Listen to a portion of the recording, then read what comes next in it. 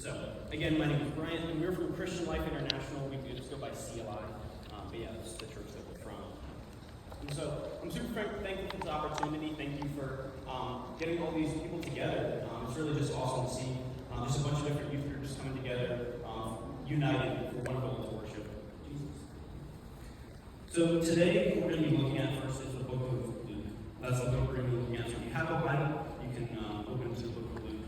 They'll be up there. But at the point we're going to be looking at, Jesus has been doing ministry for about 3 years. He's healed the sick. He's already raised the dead. He's preached repentance. He's performed miracles.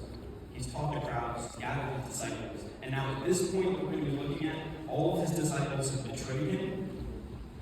He's been arrested by Roman officers, and now he's being tried in courts. And so what we're going to be looking at is actually a trial that decides whether or not he's going to be crucified. And so if you want to turn in your own Bible, you can turn to Luke chapter 22, and the first passage we'll read is verses 66 through 71. So it says, "When it was day, council of elders of the people assembled, both chief priests and scribes, and they led him away to the council chambers, saying, 'If you are the Christ, tell us.' But he said to them, 'If I tell you, you will not believe, and if I ask a question, you will not answer. But from now on, the Son of Man will be seated at the right hand of the power of God.' And they all said, 'Are you the Son of God then?' And he said to them, 'Yes, I am.' And they said, 'What further need we have of testimony? We have heard it ourselves from his own mouth.'" So here we see Christ in front of the leadership, and they're trying to get an answer from him. They're asking, "Who are you? Are you who you claim to be?" So they're asking if he has a special relationship with God, or is God himself. And so the question, "If you are the Christ, tell us," is designed to get a charge out of him. If he says he is God, they can take him for blasphemy. So it's trying to get him basically charged with a crime so that they can actually crucify him. And so if Jesus accepts this title, his own words can then be used to condemn him. And when Jesus says, "From now on, the Son of Man will be seated at the right hand of the power of God," he makes two claims just about himself. If we know that this title, Son of Man, actually refers to the supernatural figure from Daniel chapter 7, who not only has the authority from God, but rides on the clouds like God. And the two claims are this. One, Jesus predicts that he will eventually be seated at God's right hand in heaven, which is an allusion to his coming resurrection. And second, he claims to have authority from God, an authority he will exercise from this moment on. So he may be being judged, but he's actually the judge. And the elders and the chief priests clearly took this to mean that he was claiming to be God, because as they said, "What further evidence do we need?" Like he just said he's God, we're good. Like, we got it. So if anyone tells you that Jesus didn't claim to be God, they're wrong. And I say this because current culture reduces Jesus, and they try to say that he's merely a political figure, that he was just a rabbi, a good ethical teacher, but that's not true. And if we hold to the idea that he was nothing but a good preacher, then man, we're in a really rough situation. So, conclusion number one, we're going to move forward with Jesus is God. Okay, so now we can move down a little bit to Luke chapter 23, and we'll start in verse 13, and this is kind of a trial. Pilate summoned the chief priests and the rulers and the people, and said to them, "You brought this man to me as one who incites the people to rebellion. And behold, having examined him before you, I have found no guilt in this man regarding the charges which you have made against him. No, nor has Herod, for he has sent him back to us, and behold, nothing deserving of death has been done to him, or done by him. Therefore I will punish him and release him." Now Herod was actually the king. So we have the governor of Rome and the king, two very, very, very influential people here. And Pilate, the governor, has literally just said, he looked at the charges, examined them, and before the chief priests and rulers, meaning the entire nation's leaders, he's saying, Jesus is innocent. He's declaring him innocent. So then my question immediately was, well, why does it say, therefore, I will punish him and then release him? If you're just saying that he's innocent, why is he being punished? So in Roman law, it turns out you were allowed to receive a light beating, even if you were innocent. Just make sure you actually didn't do what you were originally charged a light beating. It was called scourging, and it was actually fatal in about 40% of the times that it was used. So light beating is kind of putting it on. And the reason that they did this is basically if the people are scared, they'll likely fall. And so it was to kind of control the people. So if people are scared, they generally tend to stay in line. But also it shows us what Pilate wanted to happen.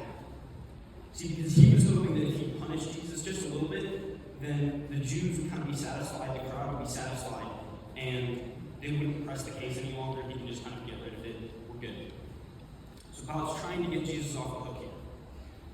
Now we can read chapter 23, 17 through 22.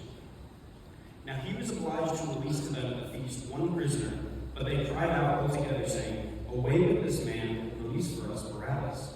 He was one who had been thrown into prison for an insurrection made in the city and for murder. Pilate, wanting to release Jesus, addressed them again, but they kept on calling out, saying, "Crucify him, crucify him." And he said to them the third time, "Why? What evil has this man done? I have found in him no guilt demanding death. Therefore I will punish him and release him." So this feast is the Feast of Passover, and it was customary to release one prisoner. So one person who's guilty of a crime, like this wasn't just a random person. They're like, okay, you're free. Someone who's convicted of a crime, they have transgressed, they have done something like Barabbas, insurrection and murder. They've committed multiple crimes, but they're released, their debt is paid. And the crowd seemingly is to choose which of these people is going to be free. And here begins kind of the great comparison, as I call it. Jesus was no threat to Rome. Barabbas was a revolutionary, a violent man who has already committed murder, who's already been part of political uprisings, likely leading those political uprisings. And Pilate and Herod had repeatedly declared that Jesus was innocent. The comparison doesn't seem to really work. One of them seems to be clearly much worse than the other. And in fact, Pilate says 4 times, just in this short section, that Jesus is innocent. Why are we still debating about this? Jesus is innocent. Barabbas, leave him there. And we also know that the way that Barabbas is described is the same way that the 2 criminals who hung on the cross with Jesus are described. So what Barabbas had done had already been punished by crucifixion at this point. So one of them is innocent, one of them definitely is not. And so it's not uncommon for a person like Barabbas to be punished for crucifixion, and someone who is innocent like Jesus, they're not supposed to be punished. And so you can see the comparison here. One is guilty, the other is not. One is righteous, the other is not. One has been repeatedly pronounced innocent, the other is not. And so we reach conclusion number 2. Jesus was righteous, Barabbas was sinful. Cool. Yet only one of these people is going to be punished. The other is going to actually be set free. And so I'm guessing which one you guys think, which one should be set free? You guess Jesus? Let me guess Barabbas should probably be the one who's left in jail. Yeah, so 23 to 25. But they were insistent, with loud voices asking that he be crucified. And their voices began to prevail. And Pilate pronounced sentence that their demand be granted. And he released the man they were asking for, who had been thrown in prison for insurrection and murder. But he delivered Jesus to their will. But wait, Jesus was innocent.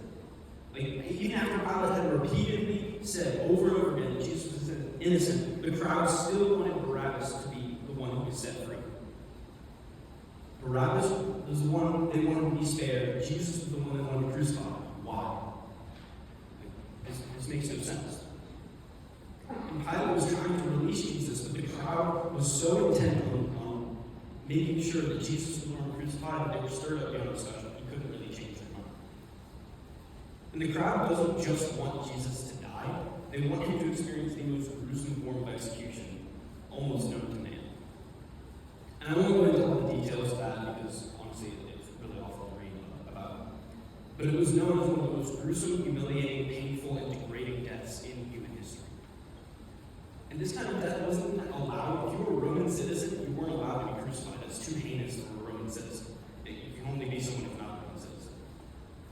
And Jews actually regarded being crucified as a curse from God. It was that kind of heinous. Because God must have really hated this person to have to endure that. So Pilate sentenced Jesus to die a gruesome death. He felt it was kind of worth the injustice of it all in order to not antagonize the religious leaders. I mean, he doesn't want to get fired because he just tries to go against the crowd. And so Pilate ordered a completely innocent man to be crucified. And so we see our third conclusion. Jesus, though being faultless, took the place of Barabbas, who's a sinner. And Luke repeats the charges for Barabbas right at the end. He repeatedly says, no doubt aiming to contrast Jesus with the person who's going to take place of it. He repeats that he is an insurgent who has already committed murder. He's driving the point home that one is guilty and one is not. But the one who's guilty is also the one who's going to be set free. The innocent one is going to die instead. And one thing that makes this even more clear is Barabbas, whose release was granted, was actually convicted of a very similar crime to what Jesus was now charged with. Because if you remember, Pilate said that Jesus' charge was one who incites rebellion. Barabbas was an insurgent. He rebelled against Rome. He just murdered someone doing it. So if you see this, Jesus was literally just claiming to be who he actually was. Like, that's all he did. This man has healed the sick. He's raised the dead. All he's preached about is with the goal of trying to make people whole again. Barabbas, on the other hand, has revolted against Rome and killed someone. What's happening here? Why is this happening to him? Like, couldn't he get mad about this? We never actually hear anything. So that's something I kind of want you guys to notice. Even in all of this injustice towards Jesus, he never objected to what was happening. He never said, well, wait, I'm innocent. You guys already said I'm innocent. Hold up. There seems to be a problem here. I don't know if any of you guys have ever been punished for something that you didn't do, but I've had that happen a couple of times, especially because I have siblings. Anyone here with siblings has also probably experienced that same torture. I had two sisters, and so one time we were just home alone, many years back. I was in my room probably playing with Legos or Nerf guns or Pokemon cards. Love those, so I'm doing. And they were doing something downstairs. And then I heard like a huge crash from downstairs. So obviously I run down there and I didn't know what had happened, but something had been broken. It was way too loud for something not to be broken. So I run downstairs, there's a broken lamp. Okay, cool. I didn't do anything wrong, so we're all good here. Like, I'm not gonna get punished. Like, I'll help them clean it up. When mom comes back, they're gonna get punished. I'll be fine. I'm innocent. They're good. We're good. So we cleaned it up, and obviously when mom got home, she noticed, because they always notice. But then she blamed me. Like, I was so upset. I repeatedly said this over and over again. Like, it wasn't me. I think she thought that I'd thrown a ball into her or something like that, but I still got punished, even though I had done nothing wrong. Now compare that to Jesus in this story. When his life is literally on the line, he didn't speak up. He didn't proclaim his innocence. He didn't plead his case. He didn't try to get out of the sentence. He just accepted the decision. Why? Barabbas was guilty. And we've already shown Jesus was God.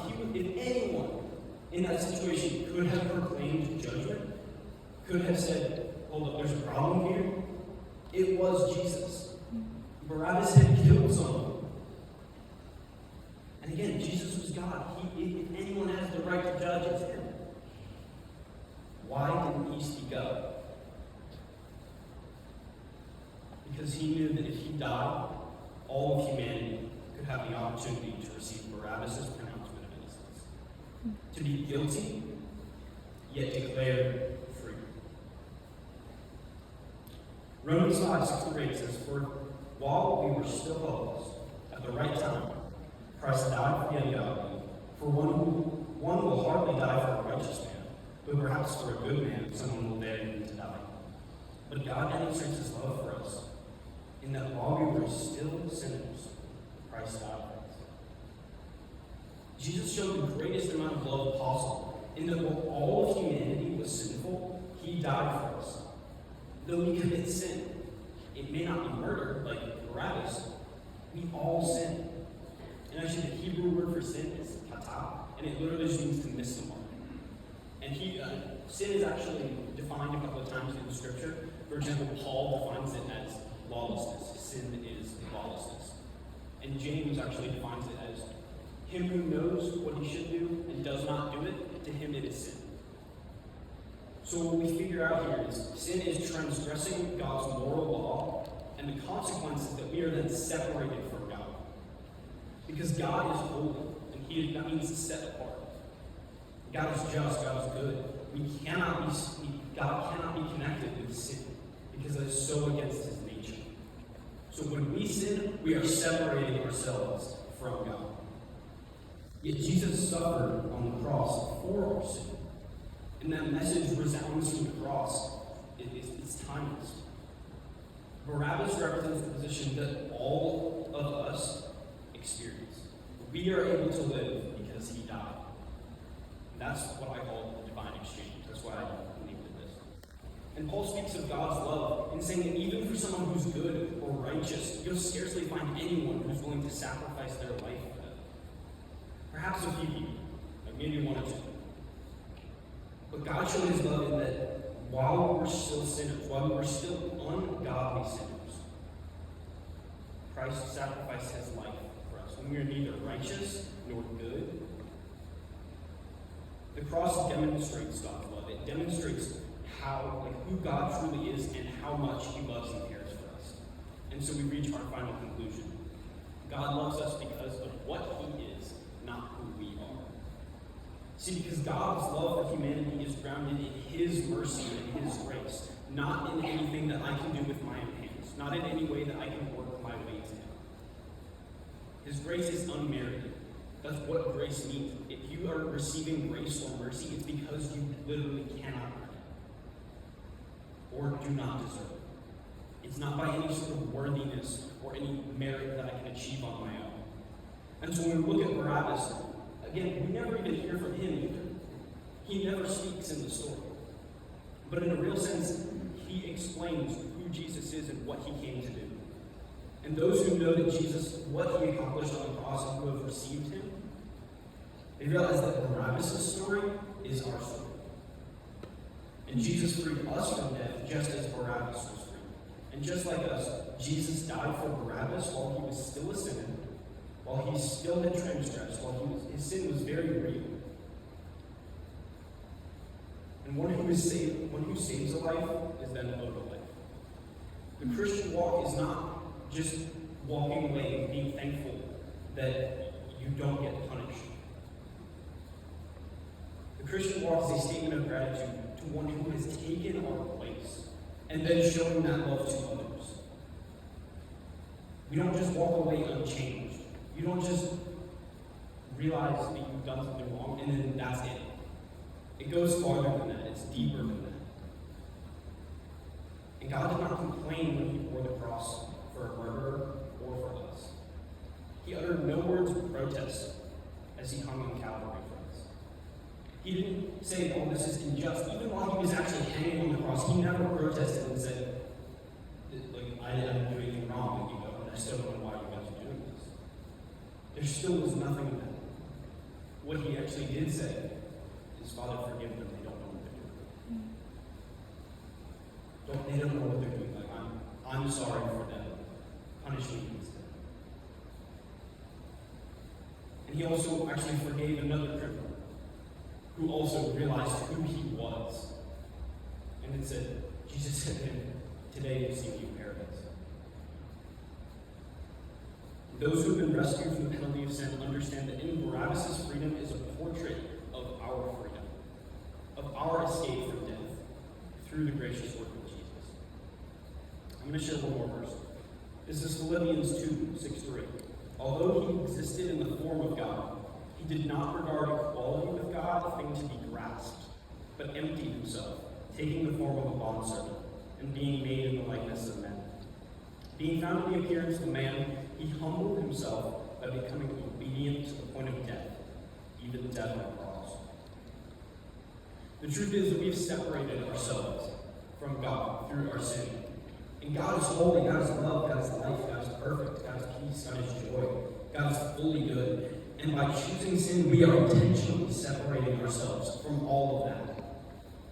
Yet out of his love for us, what God did and what Jesus is shown in this passage is he offers us a way back. We cannot bring ourselves to God. In the story, Barabbas didn't do anything to be set free. He just accepted it.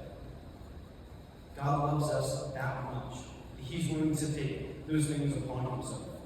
And God is full of majesty and he's glorious and he's in heaven right now being worshipped by angels. But what this verse shows is that God came down and did not regard all of that as something to be grasped, but rather what it's showing is that he loved us more. God did not see his majesty or his glory as something that he needed to hold on to. He didn't consider his status as greater than his love for us. And so hear me when I say this, that the one who created the expanse of the universe, when you look out at night and you see the stars, the one who created every single one of those stars knows exactly how long they're going to be there, knows exactly where they are. The one who created the earth that we're on right now and every single one of you in this room loves you. And he died on the cross for you. And when Jesus came to earth, he didn't come as a prince or a king with all kinds of splendor, where he worshipped by angels. He came as a child in a manger, born to 2 kids. He grew up as a carpenter, and then gathered disciples and friends who would then later betray him and died on a cross, the most humiliating and painful death in his sin. But even knowing all of this, remember, he's God. He knows everything. He knows the future. He knows the past. God knew that was his fate. God knew that at that point in history, that was the death that Jesus was going to have to undergo. If you remember that verse in Romans, at the right time, that's when he saved us. So when we hear that Jesus' death was not an accident, him being on the cross was not an